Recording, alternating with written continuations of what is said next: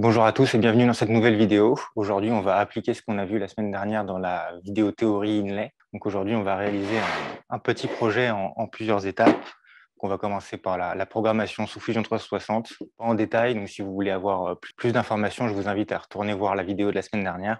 Ensuite, on verra l'usinage rapidement, puis ensuite l'assemblage et enfin la finition. Alors pour ce projet, je ne suis pas extrêmement content du résultat. Il y a quelques petits défauts dus à deux choses, notamment la partie femelle que j'ai dû modifier au dernier moment. Je l'avais usiné sur du bois classique, mais j'ai eu des petits soucis que j'y reviendrai plus tard. J'ai dû changer en urgence et prendre une planche de CP, ce qui a été une très mauvaise idée.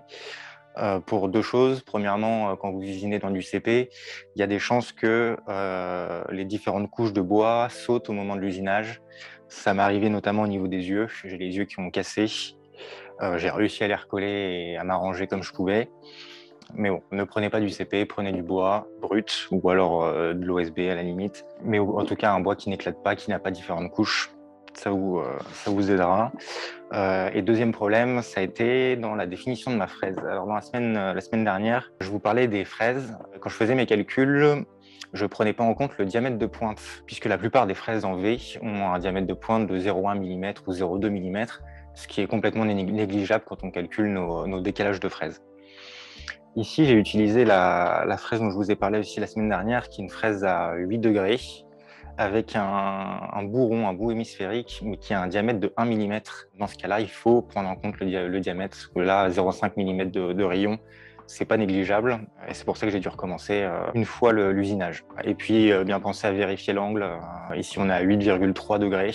Personnellement, je pense que 8,3, c'est un peu léger. Je pense que l'angle optimal, c'est entre 10 et 15 degrés. Là, 8 degrés, ça commence à être un peu limite. Au niveau de l'encastrement, après l'usinage, c'est un peu compliqué, il faut forcer. Et le problème que j'ai eu, c'est qu'en forçant, j'avais peur de casser le CP, qui n'est pas très résistant. En plus, on a une petite épaisseur. Donc, en serrant avec les serre-joints, vous verrez plus tard, je n'ai pas trop serré pour éviter de tout casser. Et par conséquent, on se retrouve avec des petits jeux au niveau de la boîte, petits jeux au niveau du fantôme. Donc maintenant que c'est dit, on va passer à Fusion 360. Donc pour ceux qui n'auraient pas vu la vidéo de la semaine dernière, je vous invite à aller la voir, parce que je vais pas rentrer dans les détails pour cette fois. Je vais simplement faire un petit tour de ma programmation et de ce que j'ai fait. Donc on retrouve notre brute femelle ici avec notre profil à usiner.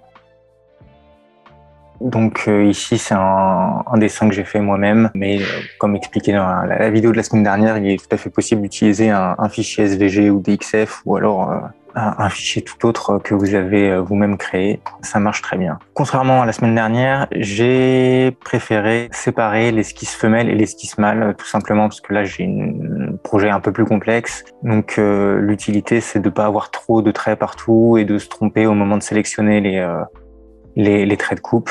Si on zoome, on se rend bien compte qu'on a donc notre profil principal, celui qu'on a importé, qu'on a dessiné, peu importe, et le profil décalé. Donc là, c'est l'inverse. Le profil qu'on a créé est à l'intérieur, le profil décalé est à l'extérieur, puisque c'est la pièce femelle, donc elle est un peu plus grande. Et donc, ça évite d'avoir le trait du décalage pour la pièce mâle, etc. Donc ici, il y a trois zones. Il y a le Pac-Man qui est en jaune, les trois points en noir, le fantôme en bleu et les yeux en noir. Et donc si on active l'esquisse mâle, donc pour l'esquisse mâle, j'ai fait une projection de l'esquisse femelle et je suis venu créer mes décalages comme je le souhaitais. Et donc on a bien, ça c'est notre projection, donc notre profil initial, le profil décalé. Et là, comme expliqué dans la vidéo précédente, c'est des profils supplémentaires qui permettent de faire les découpes. Ici, en plus, ça permet de bien se visualiser, qu'on n'aura pas de problème à l'assemblage, qu'il y aura bien de la place pour insérer toutes les pièces. Ici, on retrouve pareil, à chaque fois les deux lignes, la ligne principale, la ligne décalée, et puis les lignes de contour, ici. Voilà pour la partie esquisse, on va passer rapidement à la partie fabrication. Et sur la partie fabrication, je vais recacher l'esquisse mâle et remettre l'esquisse femelle, voilà. Donc, pour l'esquisse femelle, j'ai créé une configuration, donc comme expliqué précédemment, avec la première gravure en creux, la poche, et puis le contour. Là, j'ai dû recommencer le contour une fois, où j'ai recréé un contour. Donc là, rien de particulier. On pense bien à chaque fois à sélectionner pour la gravure les bons profils et utiliser le fichier Excel pour calculer pour les poches, pour calculer les décalages de fraises, pour éviter d'usiner nos pans inclinés. Donc ça, c'était pour la partie femelle rapidement. Si on se retourne, hop, qu'on affiche le brut mâle et on cache le brut femelle, on se retourne. Hop. Et donc cette fois, on a la partie jaune, donc le Pac-Man, avec la gravure, encore une fois. Donc là, on voit bien la délimitation extérieure, qui est très utile. Notamment pour lui donner le bon sens d'usinage et puis ensuite pour faire la découpe. La poche pour vider et le contour après pour pouvoir découper entièrement la pièce. Et c'est pareil à chaque fois pour la partie noire et la partie bleue, sachant que la partie noire elle est un poil plus complexe puisqu'il y a à la fois les trois carrés plus les deux yeux. Pour la partie jaune, je vais rapidement vous faire une simulation pour qu'on voit le résultat.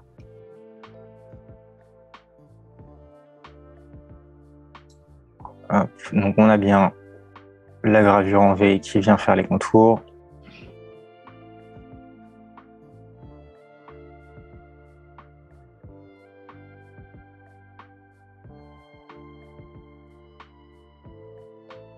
Ensuite, on a la fraise qui vient faire la poche. Et puis ensuite, on vient faire la découpe. L'avantage de faire la découpe à ce moment-là, c'est pas forcément un avantage, mais ça évite de devoir passer à la scie à ruban et découper toutes nos formes à la bonne taille. Même si ça peut être plus évident et même impératif sur certains projets où il y a des détails où les fraises, où il faudrait prendre une fraise avec un tout petit diamètre pour pouvoir découper. Enfin, ça peut être plus simple d'utiliser la scie à ruban. Personnellement, je préfère, comme la plaque est sur la CNC, autant découper à la CNC, ça me fait gagner du temps. Donc voilà, on a fait le tour des différentes programmations d'usinage. Donc on voit bien qu'on se retrouve à chaque fois avec, pour chaque partie, un programme pour la gravure en creux et un programme pour les poches et les contours. Ce qui me fait au total 8 programmes à générer séparément. Et on passe tout de suite à l'usinage du coup. Donc on commence par usiner la pièce femelle.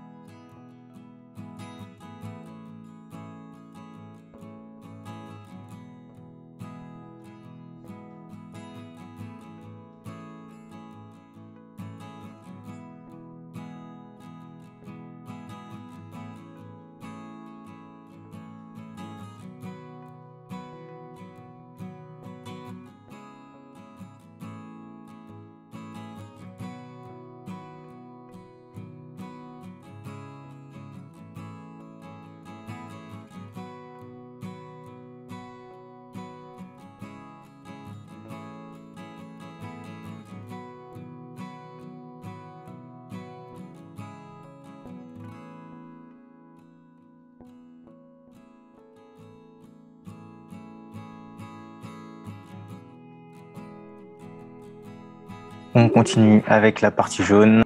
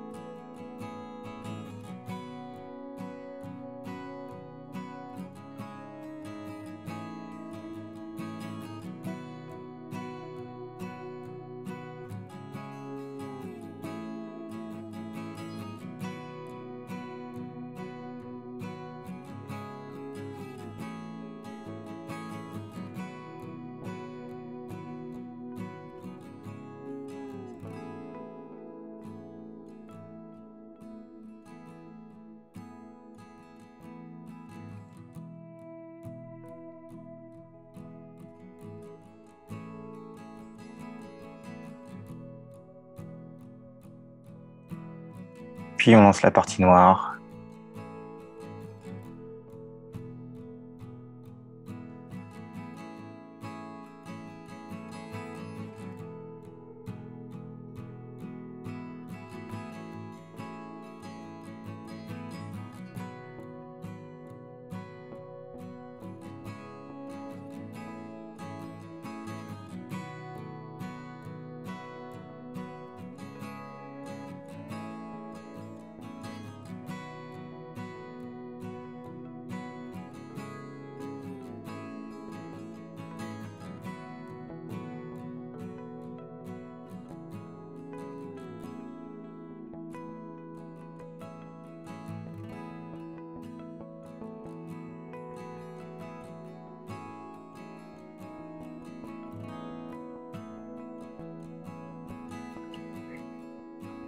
Et enfin, on termine avec la partie bleue.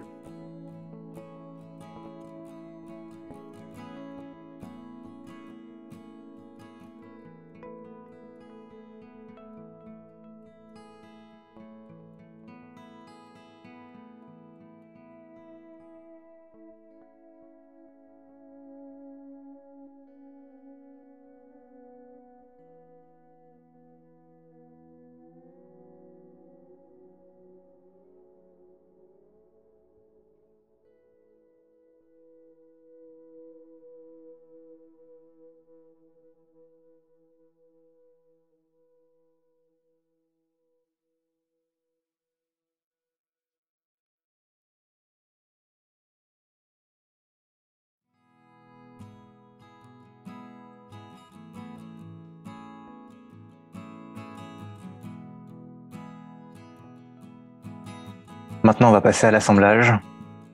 Alors, j'ai eu des petits soucis au niveau de l'assemblage. J'ai dû recommencer ma pièce femelle. J'ai utilisé du contreplaqué, ce qui est une très mauvaise idée puisqu'il a tendance à, entre les couches de CP, elles ont tendance à casser. Donc, j'ai eu des petits soucis d'assemblage. C'était pas censé être du CP. J'aurais pas dû utiliser ça. Donc, ne faites pas comme moi. J'ai réussi tant bien que mal à me démerder et à réussir l'assemblage. Il faut bien penser à mettre pas mal de colle, c'est pas grave si pas y mettre des tonnes, mais en mettre assez pour que toute la pièce soit en prise, bien les mettre sur les parois et pas que dans le fond.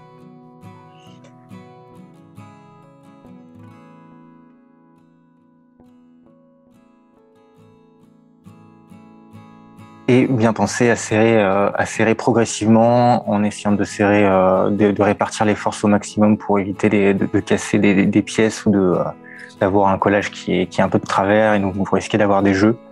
Donc bien penser à ça, bien serrer autant que possible. Hein, si vous n'avez pas forcément beaucoup de matériel, ça peut être un peu compliqué. Donc utiliser des planches d'appui pour pouvoir appuyer des quatre coins progressivement, serrer coin par coin et pas un coin d'un seul coup. On va passer maintenant à l'étape quasiment de finition. On va commencer par couper les pièces mâles qui dépassent, donc toutes les parties qui dépassent. Et donc, une fois coupées, il ne nous reste plus qu'à surfacer. Donc, soit vous surfacez à la CNC, puis vous passez, vous sablez pour la finition. Si jamais vous avez très peu de matière restante des pièces mâles, vous pouvez directement sabler. Ça prendra un peu plus de temps, mais il y a aucun problème avec ça. Si vous voulez pas repasser par la CNC, c'est tout à fait possible. On se retrouve donc avec notre résultat final, notre décoration, notre inlay.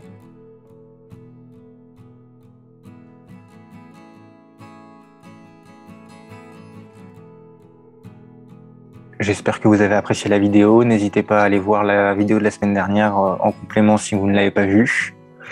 Et si vous avez des questions, n'hésitez pas à les poser dans les commentaires. À bientôt.